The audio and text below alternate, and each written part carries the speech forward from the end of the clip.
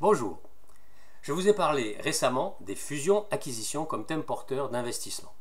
Eh bien, les fusions et acquisitions ont vraiment le vent en poupe et constituent un facteur de soutien important des marchés actions. Elles ont en effet affiché un nouveau record au niveau mondial au premier semestre avec un montant total de 2513 milliards de dollars, en hausse de 61% par rapport au premier semestre 2017, selon les statistiques de Thomson Reuters. Dernière opération en date, ces jours-ci, le rachat de SodaStream, coté au Nasdaq, par PepsiCo pour, tenez-vous bien, 3,2 milliards de dollars.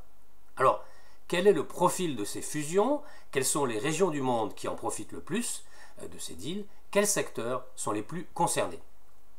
Globalement, Reuters a décompté 23 050 deals dans le monde au premier semestre, un nombre en baisse de 10% comparé à un an auparavant. Pourquoi? Eh bien, parce que ce sont les méga deals, les deals vraiment très très gros qui ont dominé, pesant environ la moitié de la valeur totale des fusions-acquisitions annoncées. En effet, les opérations de plus de 5 milliards de dollars ont représenté 1300 milliards de dollars au premier semestre, ce qui est plus de 3 fois plus qu'il y a un an. Et ces 81 opérations de plus de 5 milliards ont représenté la moitié des opérations, un niveau record jamais atteint auparavant. En termes de pays maintenant, eh bien, les États-Unis continuent de dominer, mais la progression est plus forte en Europe. Les fusions-acquisitions sur les cibles américaines ont totalisé 1000 milliards de dollars, en hausse de 79%. Mais avec un total de 785 milliards, les deals européens ont presque doublé et affichent en tout cas une croissance encore plus forte de 97%. Les opérations sur des cibles européennes représentent 31% des fusions mondiales, sont plus haut niveau depuis le premier semestre 2012.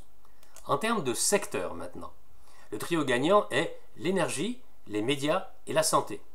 Les fusions-acquisitions dans le secteur de l'énergie ont totalisé 389 milliards de dollars en hausse de 63%, un niveau record jamais atteint auparavant.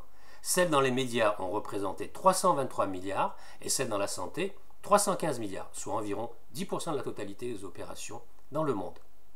Alors, voici quelques exemples d'opérations dont vous vous souvenez peut-être. C'est l'Irlandais Shire plc, repris par le japonais Takeda Pharmaceutical, ou Sprint, repris par T-Mobile aux États-Unis, ou encore le groupe britannique Sky plc, repris par l'américain Walt Disney.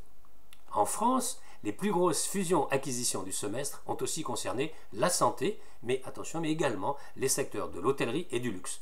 C'est le rachat, par exemple, d'XL Group par AXA pour 15,13 milliards de dollars, des laboratoires Bioverativ et d'Ablenx par Sanofi pour 10,9 milliards et 4,6 milliards respectivement, la cession par Accor de sa part dans Accor Invest, là pour 5,3 milliards de dollars. Tout ça est en dollars. Et enfin, la sortie de Puma du groupe Kering pour 4,4 milliards.